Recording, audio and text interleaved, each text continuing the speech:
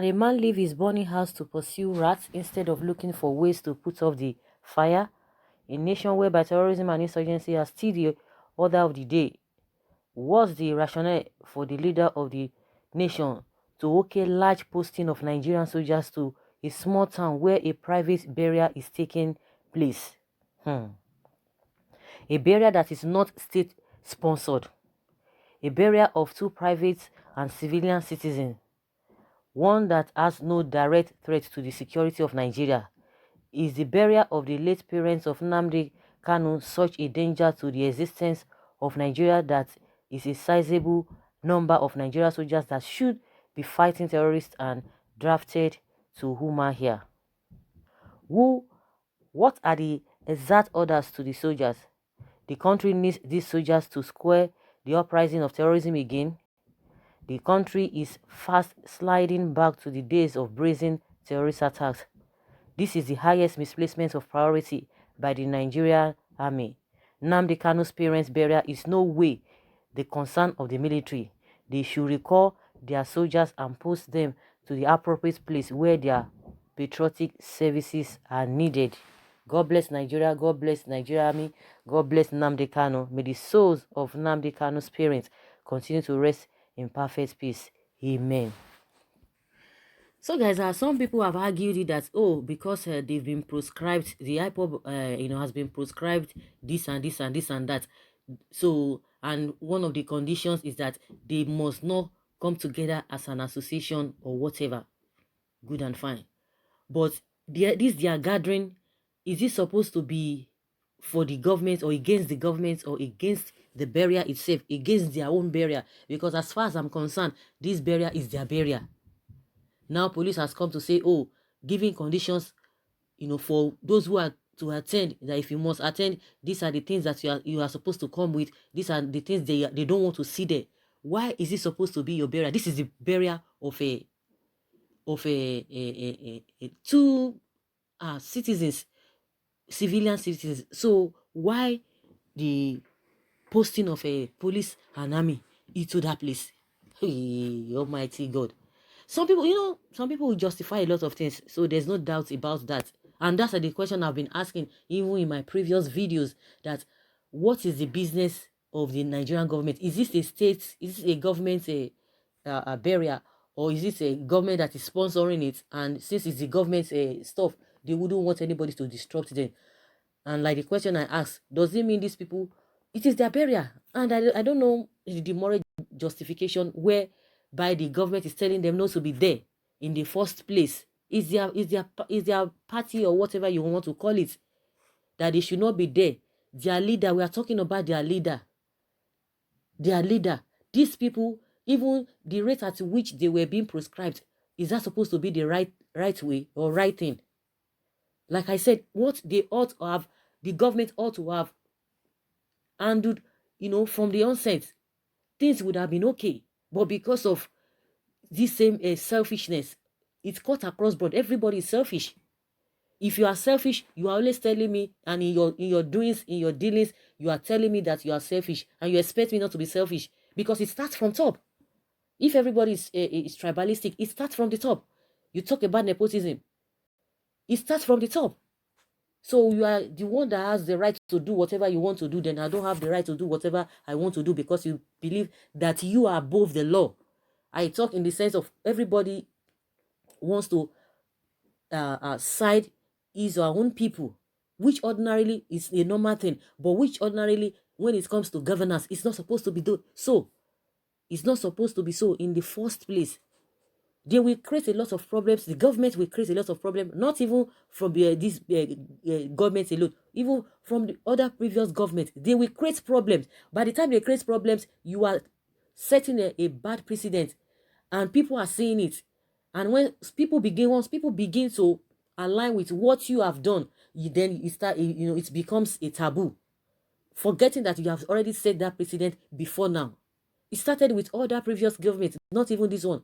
But the reason why people are still talking about this government all the time is that they came with a mantra of change, not knowing that, it was just a deceit.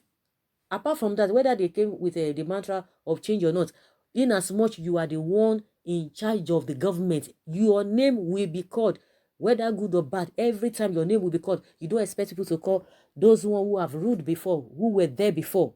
You are there at that present time, your name will be called. And if you leave, if other people come, their name will be called. It's as simple as that. So coming to the issue of coming with a mantra, we're going to do these things differently, and it's coming out to be that it was just a camouflage, it was just a deceit, a scam. Some people tend to call it scam. So we don't know the reason why all of these things. We don't know the reason why all of these things. People who have never even touched a soul, who have never even injured anybody in their lives, yet you always deploy army to the place. I don't just know. Does it mean the president cannot just have love for once? For once, he cannot have everything of heart for once. He cannot just do that. Like people always say that a leopard can never change his skin or color or whatever. Some people will tell you, oh, they are not surprised at all, and they were never surprised. They are not still surprised with the happenings now because they foresaw all of these things. And like I said, this man who ought to have, proved everybody wrong, disappoint all those who have been saying all manner of things, but now he's proving them wrong. He's proving them right. And a lot of people are just laughing. We said it before. We said it before. We said it before.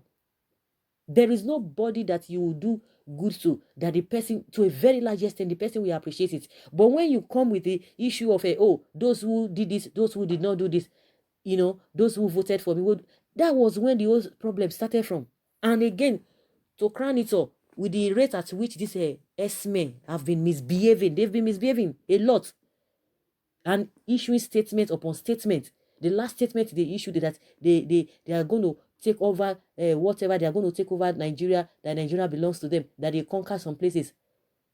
And the DSS that is always hypocritical. Of course, they work under them.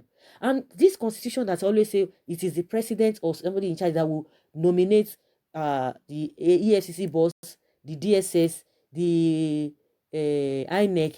It's some, I don't know, because the thing is not really all going well. Because there's no way these people will work independently. It is not possible. It is not possible.